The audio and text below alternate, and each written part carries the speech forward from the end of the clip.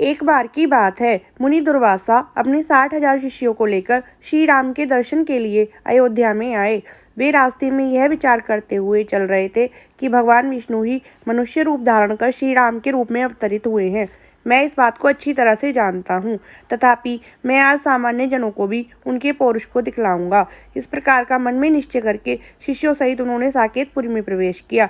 वे 8 डोरियों को पार करके सीता जी के भवन में पहुंचे। सीता जी के भवन के विशाल द्वार पर शिष्यों सहित मुनि श्रेष्ठ दुर्वासा को उपस्थित देखकर हाथ में दंड धारण किए हुए द्वार रक्षक शीघ्र ही एकांत में बैठे हुए श्री राम के पास पहुंचे और उन्हें मुनि दुर्वासा के आगमन की बात बतलाई।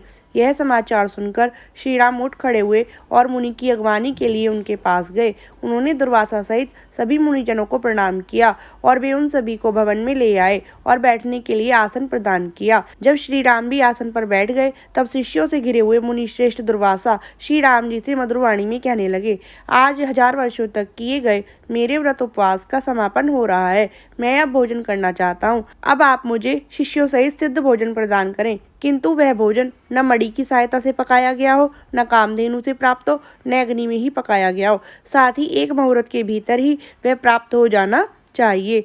भोजन मेरे मन के अनुकूल विविध प्रकार के पकवानों वाला होना चाहिए। यदि आप अपने गृहस्थ धर्म की रक्षा करना चाहते हैं तो मेरे द्वारा की जाने वाली भगवान शिव की पूजा के निमित्त ऐसे फूल उपलब्ध कराएं जो किन्हीं मानवों द्वारा देखे ही ना गए हों। यदि आप ऐसा ना कर सके तो स्पष्ट रूप से कह दें कि मैं ऐसा करने में असमर्थ हूँ और ऐसा कहकर मुझे विदा करें।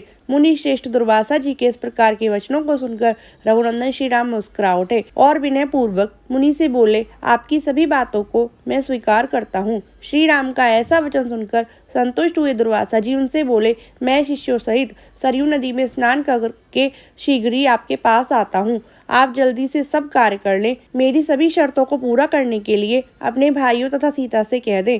जो आज्ञा कहकर श्री राम ने मुनि को स्नान करने के लिए सरयू तट पर भेजा।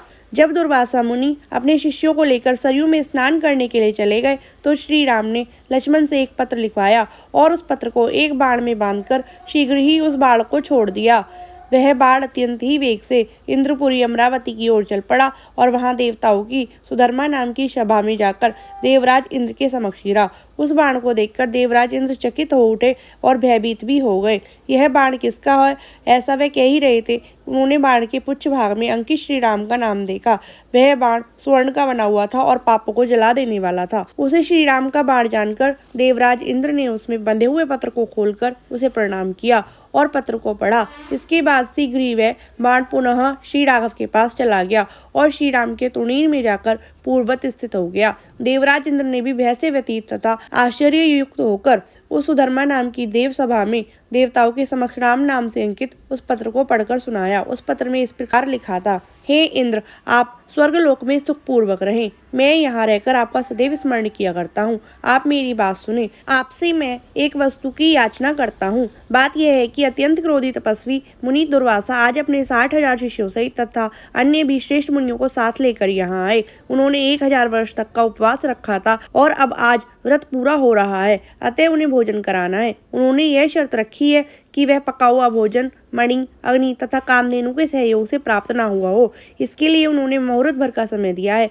इसके साथ ही उन्होंने अपनी शिव पूजा के लिए ऐसे पुष्पों की मांग भी की है जिन्हें मनुष्यों ने नहीं देखा हो। मैंने उनकी दोनों बातें स्वीकार कर ली हैं। उन्होंने भोजन से पूर्व स्नान के लिए सरयू में जाने की इच्छा की, तब मैंने उन्हें वहां जाने के लिए कह दिया और शिष्यों सहित वे स्नान के लिए सरयू नदी पर गए हुए हैं। अतः आप समुद्र से उत्पन्न कल्प वृक्ष तथा पारिजात वृक्ष को बिना विलंब किए शीघ्र ही क्षण भर में आदर पूर्वक मेरे पास भिजवा दें।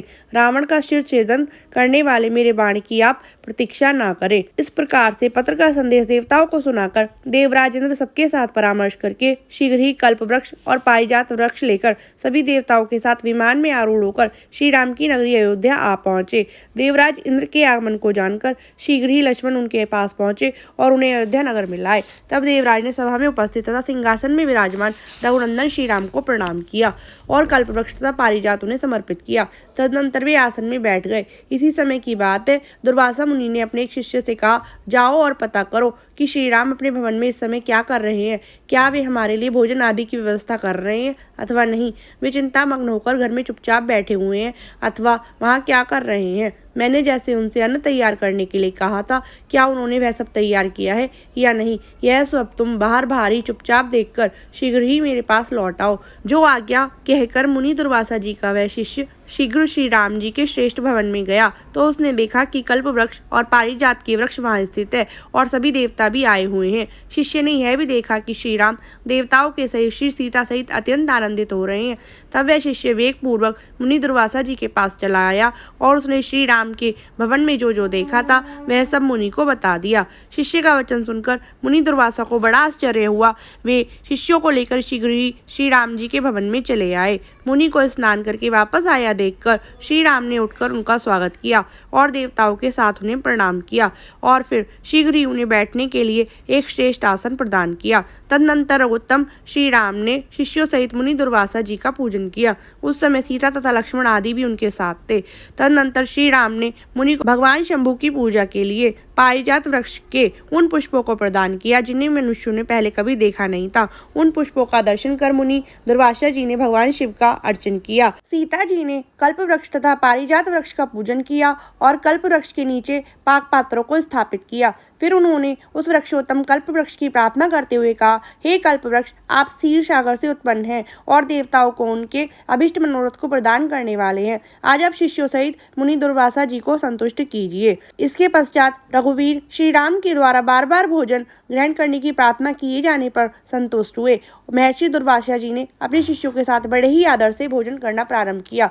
भोजन करने के पश्चात उन्होंने अपने हाथों को धोया और श्री राम से प्राप्त तंबुल और दक्षिणा को भी ग्रहण किया। भोजन करने के बाद उन्होंने कहा, हे राघव, आपने मेरे अभिष्ट भोजन की सभी सामग्रियां जुटा दी तो इसमें कौन सी बड़ी बात है। मैंने तो सामान्य जनों को आपकी भगवत्ता दिखाने के लिए ही यह कौतुक किया था तो वह दिखा भी दिया। हे राम, आप ही सभी लोगों को जन्म देने वाले हैं, उनकी रक्षा करने वाले हैं और अंत में उनका विनाश करने वाले भी आप ही हैं।